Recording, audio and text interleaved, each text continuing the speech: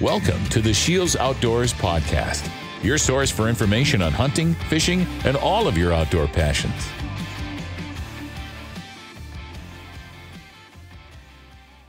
Hello, everyone, and welcome to the SCHEELS Outdoors podcast. My name is Mike Anderson, and we're going to get a little bit birdie today. We have with us Bob St. Pierre of Pheasants Forever and our product developer for SCHEELS Outfitters, Ben Fleischacker. How you guys doing today? Doing great. Very good. Very good. So, Bob, how about you give us a little introduction, who you are, what you're all about? Sure. So Bob St. Pierre, I've been with Pheasants Forever and Quail Forever for 20 years. In charge of marketing and communications for the organization. Prior to Pheasants Forever, I worked in the baseball world. So SCHEELS resonates with me at a variety of different levels. I grew up in the Upper Peninsula of Michigan as a grouse hunter. Moved to Minnesota, started working in baseball. And then been at Pheasants Forever for 20 years. And some of your listeners may not recognize my face, but may know my voice. I'm the co-host of Outdoors Hunting and Fishing Show on the Fan Radio Network, or KFan, in the Twin Cities. So, I'm excited to be here and talk about the partnership we have with SCHEELS. Awesome. Glad to have you with us. Ben, how about you? Ben Fleischacker, been at SCHEELS now for a handful of years and help oversee all the product development for hard lines and soft lines for the hunting, fishing items, as well as some random other items in different categories. So yeah, if it says SCHEELS or SCHEELS Outfitter, it comes across my desk. Perfect. So 20 years at Pheasants Forever. Yeah. That's a long haul. What sort of evolution have you seen over the years? Like when you started to where it's at today? Yeah, it's pretty remarkable. So the organization's been around a little over 40. So I came in about halfway through. The organization's exponentially increased. It's really gratifying to see how much of an impact we have on wildlife habitat at a local level, doing work on the ground at the local level, but also our influence in Washington, D.C., on conservation policy. We've evolved to the point where we have the second most biologists as employees of any company or business in the entire country. So next to the U.S. Fish and Wildlife Service, we have the second most biologists of any other business. And that tells you that our organization is really being led by the science to put habitat on the ground and help benefit the entire upland world for pheasants and for all of our 6 species of quail. Okay. I did not know there were 6 species of quail. Can you name them all off the top of your head? Sure. So, Ben, can you? Yeah? There's a better question. Ben, can you name all 6? Valley, Gambles, obviously Bob's, Scaled, Blues. Yeah. Scales and Blues are the same. Come on, Bob. I don't think he's going to hit 6. California. You said those already. California and Valley are the same. Mearns, you're at 5, I believe. Oh, man. So think Pacific Northwest. I can see it in my eye. It's the biggest quail. It's got a great big top. Is it 2 or just 1? Just 1. Just 1. Mountain quail? You got it. Look at that. Hey. There we go. So we got bobwhites across the southeast and the southern Midwest and Great Plains. They got the biggest geography. Then you got Valley or California quail, same bird, different name. 2 names, same bird. And as you would imagine, live out California area. Gambles, which is a desert species of quail, Arizona, New Mexico. Scaled quail. Also blues, also cotton tops. They got a mohawk. Okay. They're really cool looking. They're nice. desert, sort of grass desert species, live West Texas, eastern Colorado, Arizona, New Mexico, down that way. Mountain quail in the Pacific Northwest. And then Mearns live in Arizona and Texas. I'm sorry, Arizona, and New Mexico, and that also has multiple names. Montezuma quail is another name for a Mern. So there's your quail trivia. Sounds like you've been paying attention in quail biology. We were talking, earlier. We have to do field research, so you learn a little bit about these different species. Field research is code word for we're going bird hunting. Nice. Yeah, I love my field research days here too. Yep. So, which one do you think is the toughest to hunt and the toughest to hit? Of the quail species? Yep. Different categories for that. So the toughest to hunt is probably Merns because they're physical, like just the climbing of the canyons, like Arizona canyons to get to where Merns are. They're the tightest holding species. They're like a woodcock. You can walk right up to them. They're wonderful for pointing dogs. So they're super easy to shoot, but they're probably the most physically demanding to hunt. Toughest to shoot, I'm going to go with Gambel's quail. That's because they're little, they're desert birds. They live in areas with a bunch of cactus and all kinds of stuff, and they're track stars. Yep. They want to run. Are they one of those birds that see you from quite a ways away and are a little skittish? So like Gambels and scaled quail, they don't live in really dense cover. They live in open desert area, and they'll run to like mesquite or cactus, and then they'll flush through a whole bunch of cactus. And so they don't hold real well for pointing dogs, so they're a little bit of a challenge. Okay. Is there like a quail grand slam, like a turkey? Yeah, it'd be hunting the 6 quail would be the slam. So have you got all 6 in 1 year? I haven't. There's a couple. I have not hunted the mountain quail or the valley quail yet. So I still have to do a few. There are people that hunt all 6 in 1 year, but most of those are retired people. Yeah, I was going to say, that sounds like a great retirement project. Yeah. Yeah. You're going to have to work in a few more field days if you're going to make that happen. Right on. Yeah, it's for research. Yeah, you got to do it. That's right. Got to do it. So let's switch to the pheasants. I want to hear your thoughts on the pheasant outlook this fall. So it's a little premature to know exactly what's happening because right now state agencies are driving their roadside counts. So every year there's a biologists and people that run the same routes and count pheasants to get an index of how the birds are. So what I can tell you is we were pretty nervous based on last winter. It was a pretty tough winter for judging by the amount of shoveling and snow blowing I did, it was not a good winter. Lots of snow, lots of cold. It was hard on the pheasants, and a lot of people were worried. But the thing to keep in mind with pheasants and with quail is success for the fall is made or broken first with how much habitat is in the ground.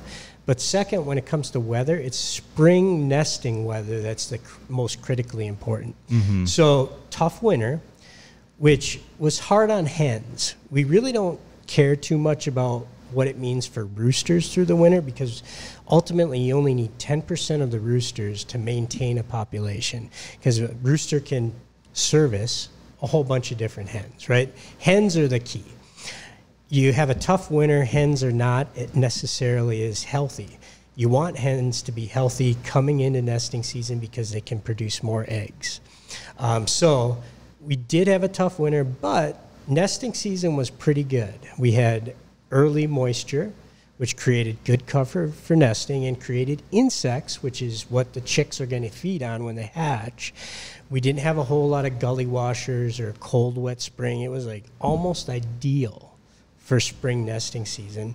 Summer's been pretty good. There's insects out there, so fingers crossed. The roadside counts that are happening right now are going to demonstrate pretty good recruitment of broods out there for pheasant season this coming autumn. Well, that's great to hear anyways, because like I was thinking throughout the winter this might be rough. It was brutal. Yeah. And then Mother Nature decided, okay, I'll take it a little easier on you this spring. So well, it is, one of the advantages of pheasants and of quail is, if they have a good nesting season and that first clutch of eggs is 12 eggs on average. And if that succeeds, they can multiply their population times 12, right? So, so yeah, winter can be tough, but if you have good nesting season, you know, you can have a hockey stick growth in terms of population from summer into fall. Okay. Well, you got me looking a little forward to bird season. A little forward? I heard you got a new dog. I did. I got a new dog, and I had mentioned it a little bit to Ben over there, and I didn't tell him the breed. And then he hassled me a little bit. It better not be a golden doodle or a labradoodle. And take a guess what it is. Golden doodle. Nope. Labradoodle. Labradoodle. Yes. So retrieve. You were on the money. Would that have paid out at in Vegas? It would. Yeah, probably 10-1. Yeah. So her name's Penny. Cool. Penelope, actually. Penelope. Congratulations. So, yes, thank you. She is. She's a little ball of energy. She's good though. You know, she's a puppy. So, when's the best time to like start training, and when are what sort of basics should I be starting to do right now? Either one of you. The minute you get home. The minute you get home. Okay. Obedience, yeah. Yep. Everything is based on the obedience of that dog, particularly working on recall. Yep. Making sure when you go into the field and you call the dog back that, you know, we've all hunted with the people that, you know, Snickers over the hills, like, cuss words. Nothing shocking. ruins a hunt earlier than somebody that can't control their bird dog. 100%. Mm-hmm. Yeah, well, she doesn't like to venture too far. So hopefully, not yet is the key Let her word. get comfortable. So hopefully that continues. But I mean, is a labradoodle a dog that I can train to be a bird dog? Absolutely. Absolutely. It kind of, you know, not to open a book here, but it all depends on what you want out of your dog, right? So if you want a dog to be a proficient bird finder, then you should probably look at dogs that are proficient bird finders. If you want a dog that's very good at retrieving, look at dogs that are very good at retrieving. The nice thing about pheasants is that, you know, in general, I don't know what the percentage would be. I should probably actually, you know, study this a little bit more, but in general, majority of birds that probably get shot every year from pheasants are not handled by a dog. Like maybe one bird is actually handled, but then the 15 other that got up 20 yards ahead or behind you or to the left of you are not actually handled by a dog. So you just need a dog that's very good at marking dead and retrieving to hand. Okay. Hunting dead, hunting the cripples, right? You know, Bob and I, we both run pointing dogs. And so the hope is that our dogs are out there actually searching, finding, handling, pointing, waiting for us to get there, versus a flushing dog, which there are pointing breeds or pointing bloodlines out there of flushing type dogs. But you want that dog to stick close, work, windshield wiper, back and forth, right? But essentially, I mean, you're just, the best pheasant dogs are the ones that can track and retrieve, in my opinion, because they don't always sit. They can be pretty jumpy, right? If you're in a cattail slough, I don't want to run a point dog through a cattail slough. I want a flusher because I don't want to have to go out there on a freaking death march. I want my dog in there just busting everything up. Amen to that. So it'll be interesting. I think Penny's going to be a little bit of a princess since I got two daughters. So it'll definitely be a house pet and then a little bit of hunting in there. So I got my work cut out for me. There's a few things against me, but they can play both. Yeah. Absolutely. You know what? It just gives me an excuse to get out in the field, spend some time with the dog, shoot a couple birds. Absolutely. It'll all work out. Yep. It's not going to be like trials winners like you over there, Mr. Fleischacker. But not a trial guy. But yeah. Yeah, cool. All right, well, let's dive a little bit into the SCHEELS partnership with Pheasants Forever. You want to just talk a little bit about basically how it started and kind of where we're at now? You know, like I know we donated to Pheasants Forever for the longest time, but we've really upped up our game in the partnership level over the past few years.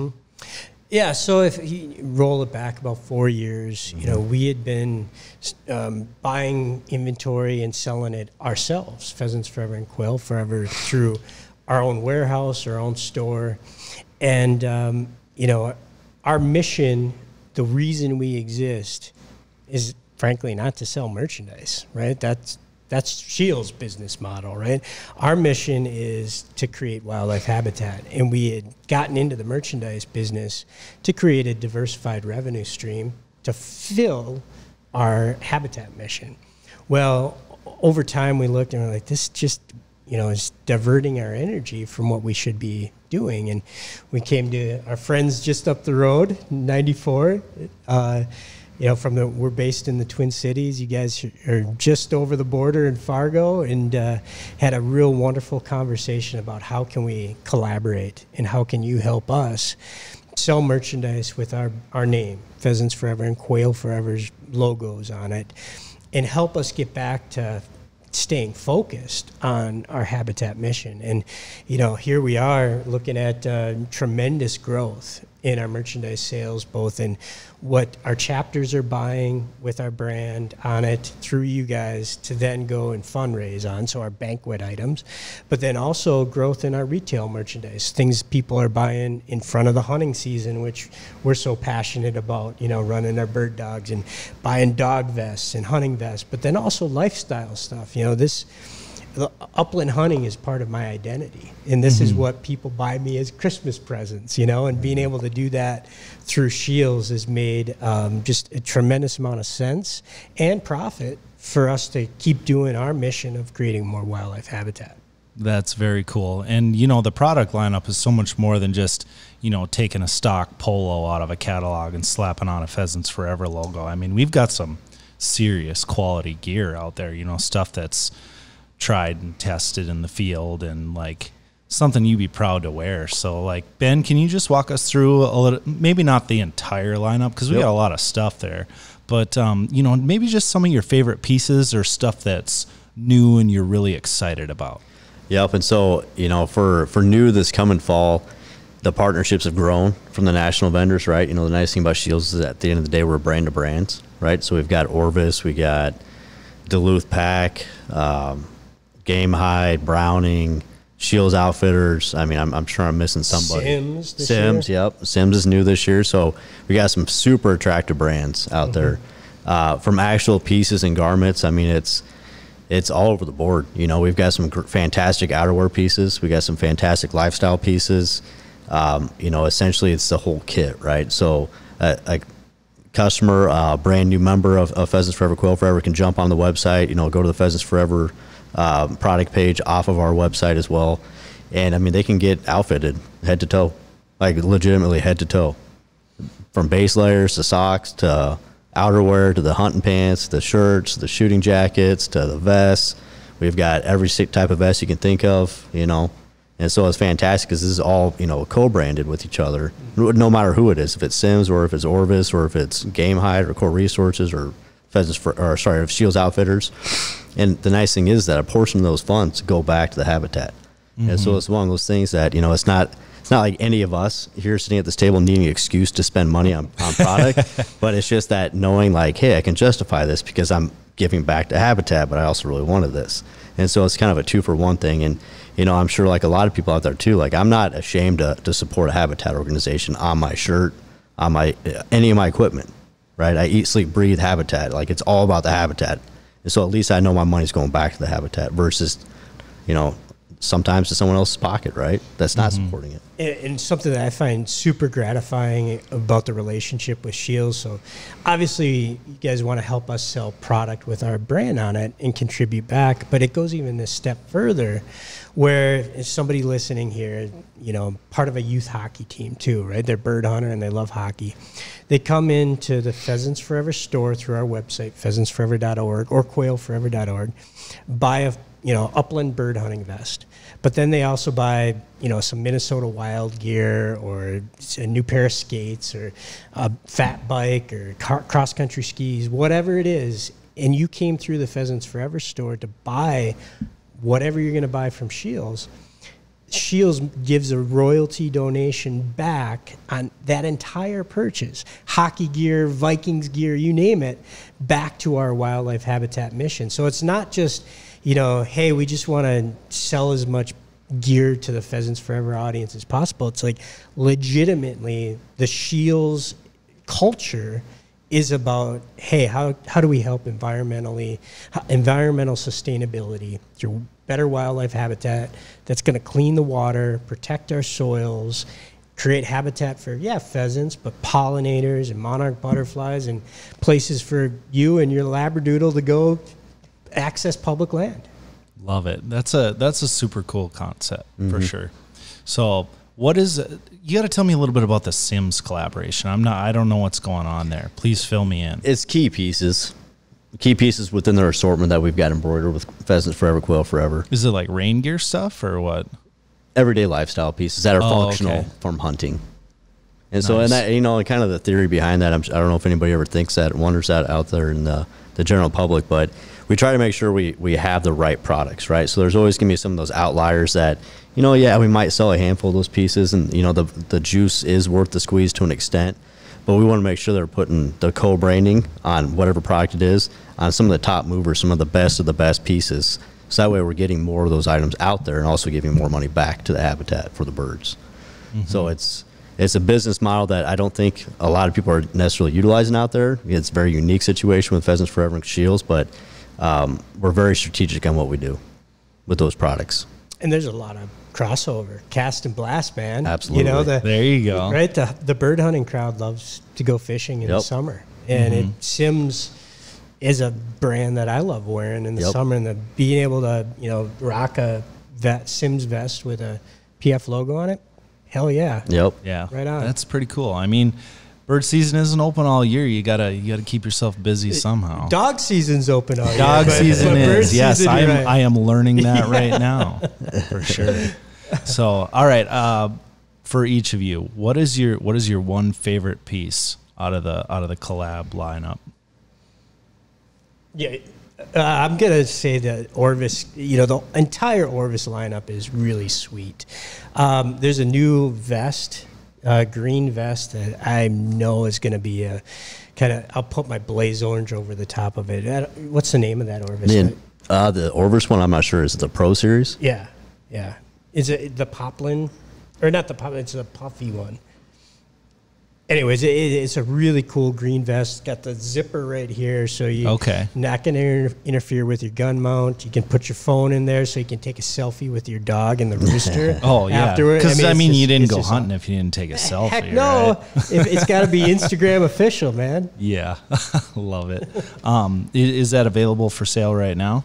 It is, yeah. It is. Okay, well, then we're going to link in the description of this podcast. So... Sweet. So you can go ahead and check that out, and then part of the proceeds are going to go to Pheasants Forever. Right so, on. Ben, what about you? What's your favorite piece? Selfishly, it's because it's obviously personal to me, but the Endeavor series. We're working on some new items. We got the Endeavor pants that are going to have it.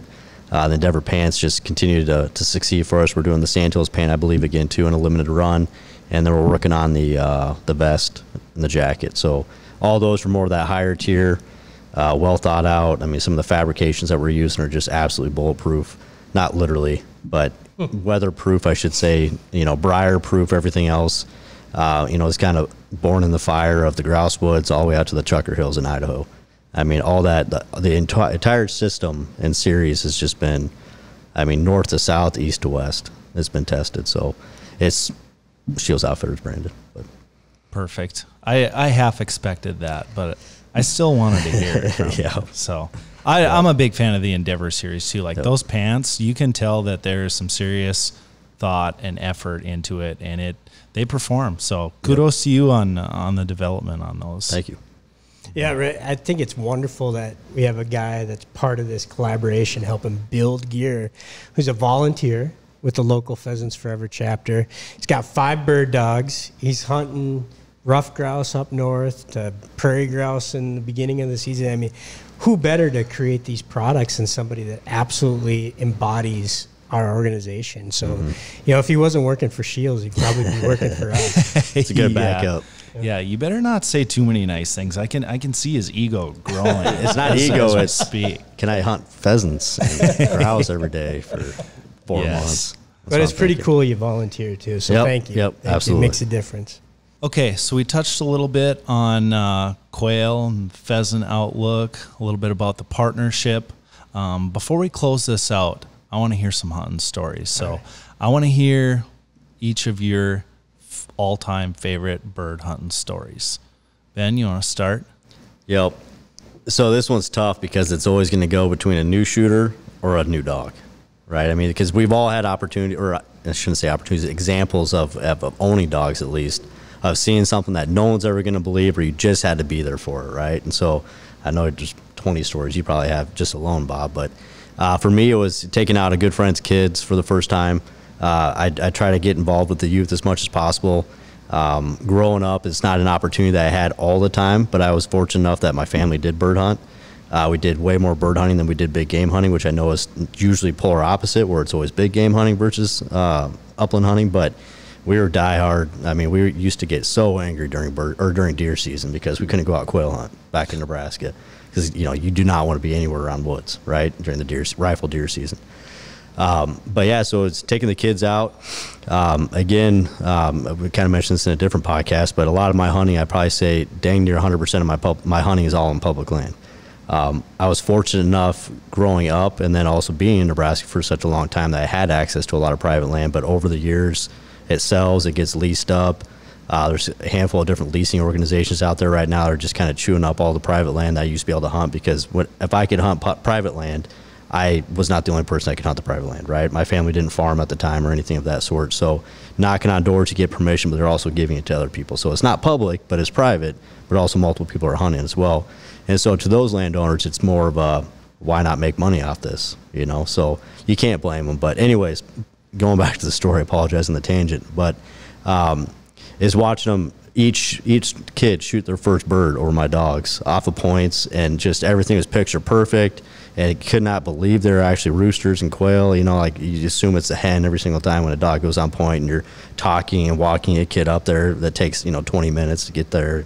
You get to the point of like, okay, well, I'm going to go in there, and the dog's going to stay steady, so you just go ahead and feel free to shoot, but just make sure he gets above the horizon. Like do the whole coaching process just like you do with a mentor hunt.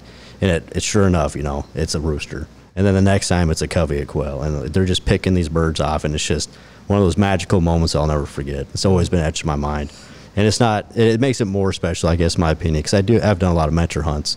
The mentor hunts are typically done with pen raised birds because it's more controllable situation, but to be able to do it on wild birds with my best friend growing up, with his kids, and just having everything come together, it's just one of those magical days that never forget it, Yeah, that's just one of the really memories. cool. Yeah, there's just something about bringing out kids and just seeing the look in their eyes and the wonder, where they just like, you introduce it to them for the first time, and that feeling when they walk up to their first bird. Oh yeah, it's like, it's super cool. Yeah, and unfortunately, you do it long enough, I got the same thing for a prairie chicken, the same thing for a sharp-tail and rough grouse, and I got a guy hooked on, a certain breed of dogs for rough grouse hunting, that he's been rough grouse hunting for 4 or 5 years, never shot one, shot some woodcock, and shot one off of one of my dogs, his first ever grouse. And it's just one of those deals, if you spend any time grouse hunting, that sometimes you think you're just going to aim like where they're going to go. You have no idea where they're going. He connected, the dog came out with the bird, and it's like just his eyes were just,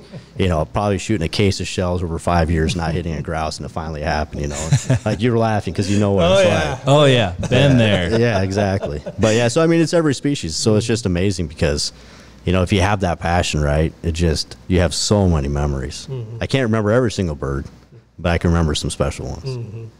Absolutely. Yeah, well, my story is going to be about special bird, and connected dogs. For me, dogs are the cocaine of conservation. I say that around the office, and people are like, cocaine isn't an entry gateway drug. I don't know. I've never used cocaine before. But the point is, there's so many people that get into bird hunting, get into conservation through the love of a dog. And I had that with my very first dog of my own as an adult, and I picture just crystal clear in my mind a photo that speaks to just unbelievable scent abilities of a dog. I don't think we have any recognition of how powerful their nose is. I mean, they can smell cancer. They can sniff bombs. They can smell blood sugar. Well, I've got this photo. My pup, a short hair, Trammell, named after Alan Trammell, if you remember Trammell. Oh, absolutely. My childhood hero. So Tram had pointed a covey of quail.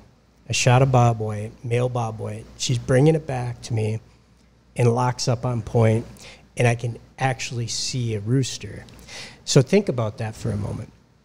She's got a quail in her mouth, like within an inch of her nose. So think about how powerful that scent is. Yet, here's a dog that's able to discern there's another bird, and it's a rooster, in the grass over here, and she locks up on point again. That's unbelievable. That's pretty phenomenal. So right? like bird in mouth, retrieving locked back, up. coming back, locked up again, rooster in the grass. Thankfully, I made that second shot too, right? But I think about that. We don't have any cognition of how much power there is in that dog's nose. That just illustrates it to me. And you think about that, and it all relates back to habitat. Those birds don't live there. We don't have places to chase those birds with our favorite dogs unless we have that habitat. That's awesome. And you know what? That really makes me look forward to, starting my own journey with a bird dog now.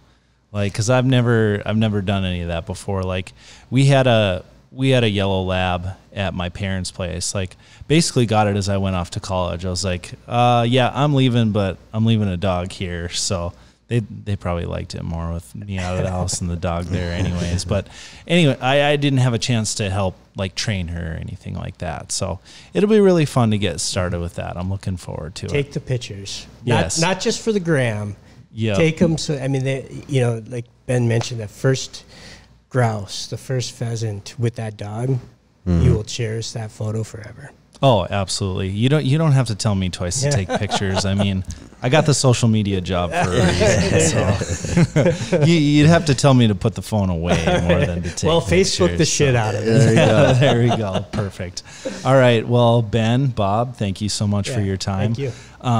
If you want to learn more about this partnership, we have the portion of our SCHEELS website linked where you can read all about it. You can see the land that we've done. We've made donations to help improve the whole lineup of gear, and I'll link their personal favorites too. So cool. Thank you. All right, and with that, thanks for listening, and see you next time.